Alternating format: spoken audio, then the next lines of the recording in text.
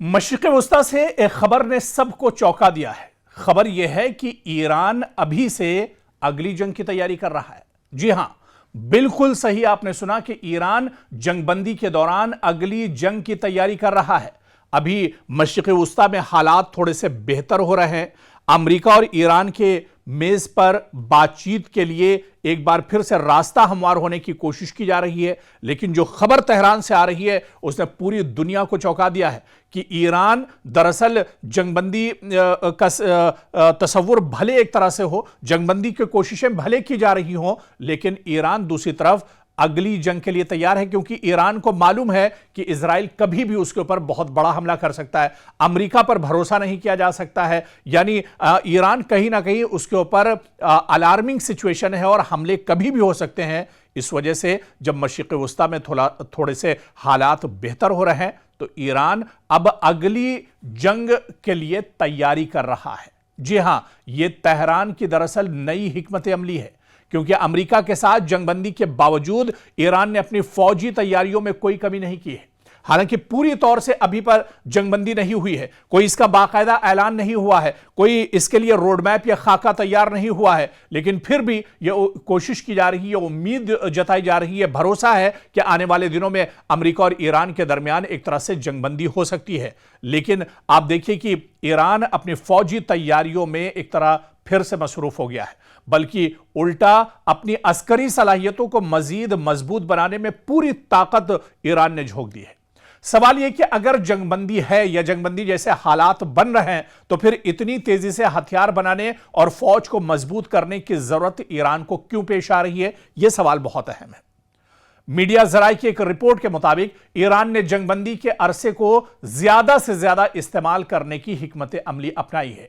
اس سے پہلے امریکہ اور اسرائیل کے درمیان جو جنگ تھی اس میں جو جنگ بندی ہوئی، اس سے پہلے اسرائیل کے ساتھ جو جنگ بندی ہوئی اس میں بھی ایران اطمینان کے ساتھ نہیں بیٹھا، ہاتھ پر ہاتھ رکھ کے ایران نہیں بیٹھا، بلکہ ایران دراصل جنگ کی تیاریوں میں مصروف رہا۔ اور اب جب مشرق وسطی میں حالات بہتر ہو رہے ہیں تو اب بھی ایران جنگ کی اگلی یعنی مستقبل کے لیے تیاری کر رہا ہے۔ رپورٹ میں دعویٰ کیا گیا ہے کہ تہران نے میزائلوں اور ڈرونز کی تیاری کی رفتار میں اضافہ کیا ہے، فضائی دفاع کو مضبوط بنانے پر کام کیا اور ان فوجی تنصیبات کی مرمت شروع کر دی ہے جو حالیہ حملوں میں متاثر ہوئی تھی۔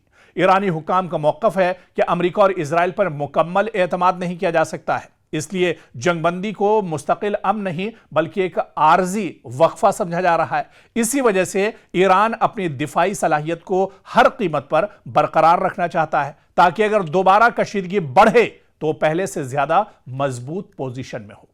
دوسری جانب سفارتی محاذ پر بھی سرگرمیاں جاری ہیں۔ قطر، عمان اور دیگر علاقائی ممالک کے ثالثی سے امریکہ اور ایران کے درمیان کشیدگی کم کرنے اور ابنائے ہرمز میں بحری آمد و رفت بحال کرنے کی کوششیں جاری ہیں، لیکن ابھی تک کسی مستقل معاہدے کا اعلان نہیں ہوا ہے۔ دفاعی ماہرین کا کہنا ہے کہ جدید جنگوں میں صرف میدان جنگ ہی اہم نہیں ہوتا بلکہ جنگ بندی کا دور بھی انتہائی فیصلہ کن ثابت ہو سکتا ہے۔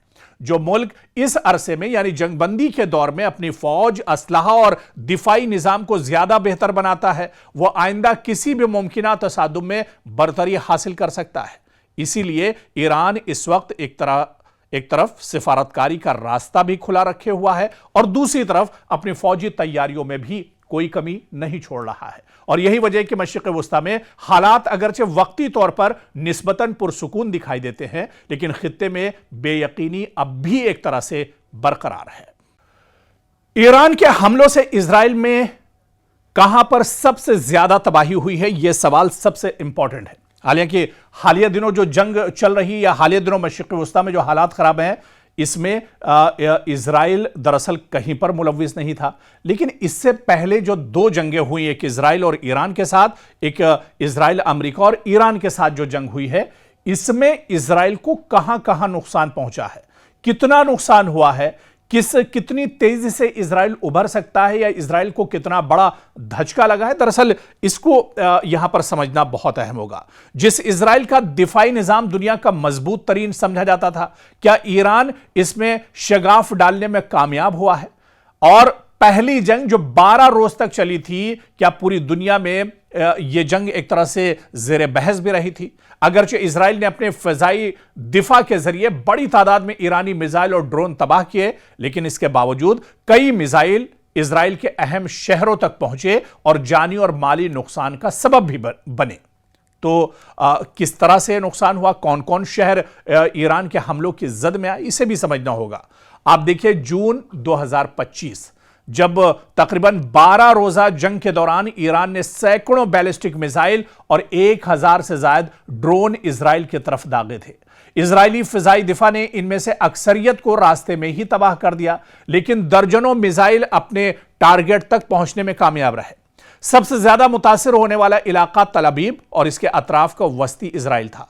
कई मिसाइल रिहायशी इमारतों, कारोबारी मराकीज और हसास मकामात के करीब गिरे, जिससे इमारतों को शदीद नुकसान पहुंचा। बाज हमलों में आग भड़क उठी और कई रिहायशी टावर नाकाबिले रिहाइश हो गए, यानी कई अपार्टमेंट्स कह लीजिए, कई कंपाउंड्स ऐसे थे जो बुरी तरह से दरअसल तबाह हो गए। दूसरा बड़ा हदफ हैफा था ईरान का, जहां ईरान के हमलों में हैफा के कई सनती इलाके, ऑयल रिफाइनरी के अतराफ नुकसान की जो खबरें थी वो भी सामने आई, जिसके बाद तवानाई के शोबे और सनती सरगर्मियों पर भी इजराइल को बहुत बड़ा धचका लगा। और इसी तरह से जुनूबी इजराइल का शहर बेरशिबा भी मुतासिर हुआ, जहां कई बड़े सनती जो इदारे थे, कई फैक्ट्रियां थी, उसको भी दरअसल नुकसान पहुंचाया गया। और इसी तरह से बैतयम में एक रिहायशी इमारत पर मिसाइल गिरने से मुतादिद शहरी हलाक हुए, जिनमें बच्चे भी शामिल थे, कई अफराद भी इसमें जख्मी हुए।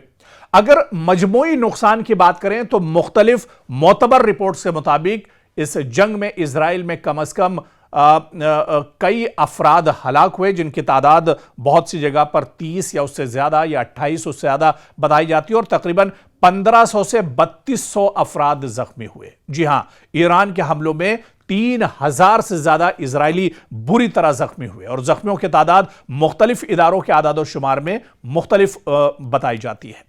हालांकि माली नुकसान भी गैर मामूली था। बहुत बड़ा माली नुकसान एक तरह से इजराइल को हुआ था। 2000 से ज्यादा अपार्टमेंट्स और सैकड़ों इमारतें मुतासिर हुई, हजारों अफराद बेघर हुए, हजारों अफराद मलबे के नीचे दब गए, और अमलाक के नुकसानात के लिए दसियों हजार क्लेम्स जमा कराए गए। इजरायली हुकाम के मुताबिक बराह रास्त माली नुकसान अरबों शिकल तक पहुंचा, यानी इतना बड़ा नुकसान दरअसल इजराइल को ईरान के हमलों में उठाना पड़ा। और इस जंग ने यह भी साबित किया कि जदीद तरीन फजाई दिफाई निजाम होने के बावजूद कोई भी मुल्क मुकम्मल तौर पर नाकाबिले तस्खीर नहीं है।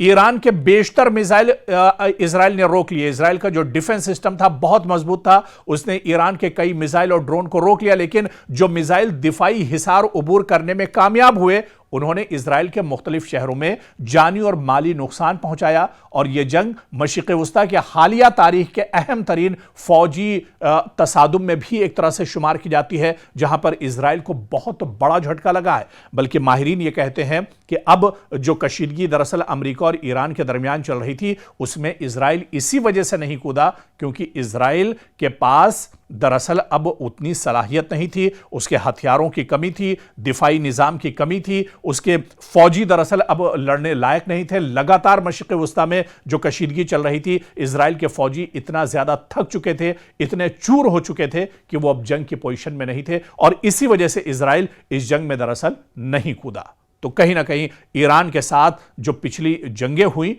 उसमें इजराइल को बहुत बड़ा नुकसान उठाना पड़ा है, और इससे उभरने के लिए अभी कई साल दरअसल इजराइल को दरकार होंगे।